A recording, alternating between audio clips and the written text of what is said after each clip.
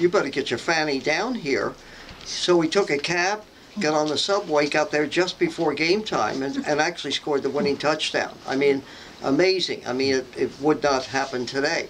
And then in 58, Bert Bell actually put in the rule that the owners did not want, saying, what the hell are we going to do if there are two teams tied? And in those days, the All-Star game in Chicago was the biggest game in America, which we talk about in the book. So he finally said to the owners, who were, they were in fist fights over, what are we going to do? And he basically said, the All-Star game is the most important thing, so we have to declare a victor. And that's how you got sudden death.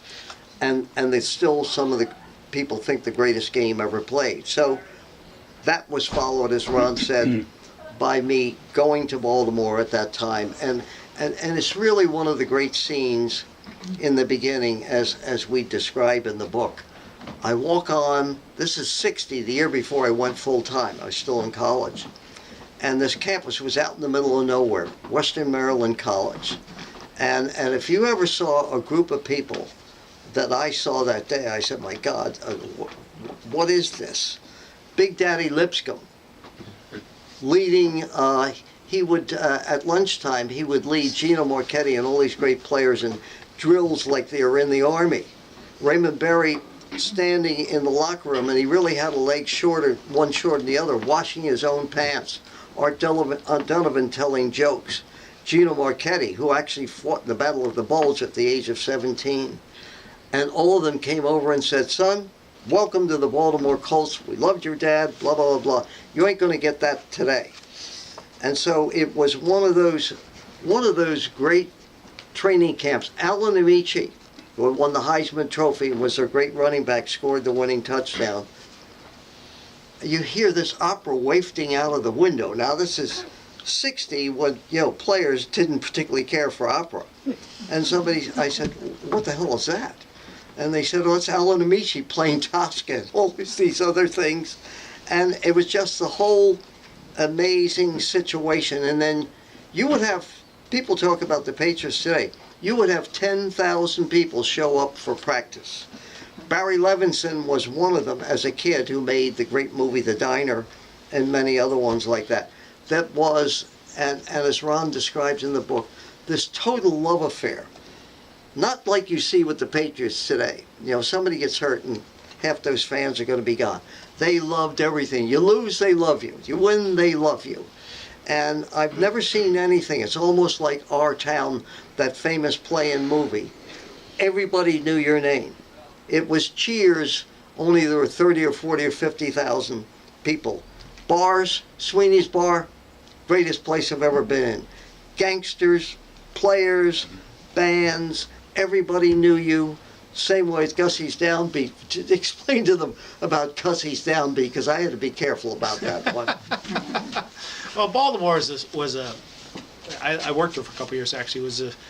As Upton describes it's a little town. It's a city, but it's actually a little town. And Gino Marchetti, we have it in the book, talks about, even to this day, it's 60 years later since they've won the famous 58 championship game. And he said, we're like that great high school team that won the state championship. That's how they're treated. You always remember that team, that won the state championship, and that's these guys. And so they had this place, Gussie's Downbeat, which was down underneath a Chinese restaurant, and where this guy more than once was found singing in the front and in the back. There was more things going on in the back than in the front. There was a little gambling that went on, and a lot. And there was some rumored that his boss, Carol Rosenblum, the owner, was in fact somebody who put $1 or $2 down on his team and would send emissaries there on Mondays to either pay off or collect. Which brings us to 1969 and Super Bowl III, when Carol Rosenblum had a team that was a 17.5-point favorite to beat the Jets, and he didn't get to collect the next day. And Upton can tell you what his reaction was and what the whole reaction was to that game, because in the book he calls it was our original sin to lose that game. Well, and the thing about it is all the things surrounding it. I mean, the ceremonies of that time. Rosenblum, closest friend was Joe Kennedy. They were in business together. And I was telling Ron, I mean, some of the funny things, even when I went there, Rosenblum would call and say, I need Gino, I need Unitas, I need Amici, I need Raymond Berry. He had a plane called the Caroline 2, and if you remember, Kennedy had a plane called Caroline 1. Well, Rosenblum had a plane, and they used to fly the players in the off-season to Hyannisport for those famous football games they play there. And one time, Bobby Kennedy didn't know who Unitas was, and he's telling Unitas, "Now listen, get your ass out there. You know, I'll be throwing you the ball out here," and you know, totally oblivious to this. They sent Big Daddy down there. I mean, it was at that time the Colts were the biggest thing in America, especially after that game.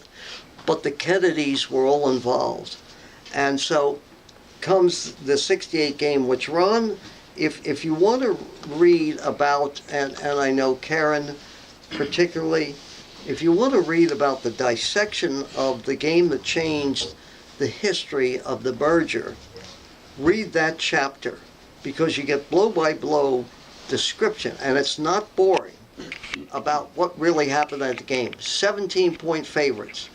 Earl Morrall, who had been the player of the year because Shula picked him up, Unitas hurt his arm, and we went through. We almost had the first unbeaten team before the Patriots. We lost one game because they put Unitas back in, and he couldn't do it. So a famous line is, we're riding in the bus to the game.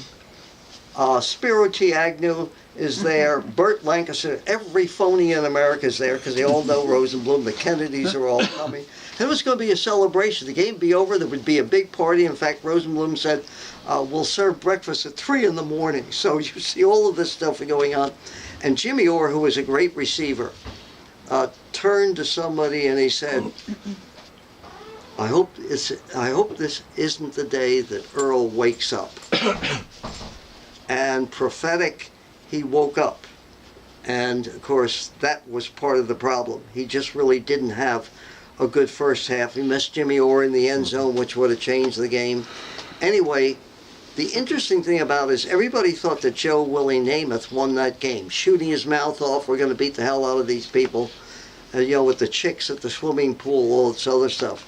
When in fact, as we point out in the book, he did not win the game. It was won by a brutal ground game that discovered by Weed Eubank, who coached us to 2 championship teams, then was fired and came back in one of the great victories and figured out the only way to beat the Colts is to run directly at them. Matt Snell, they kept giving the ball to him. They ran against Bubba Smith, straight at him. As you would see with the Patriots today, some of the things that they do to defect the pass rush. And little by little, they started to destroy us because we kept making mistakes. And then Ron point out that the key thing was Unitas had lost all total strength in his arm, but he was still one of the most dangerous people. And unlike what they do with quarterbacks today, with Josh McDaniels, with please spare me, calling every play.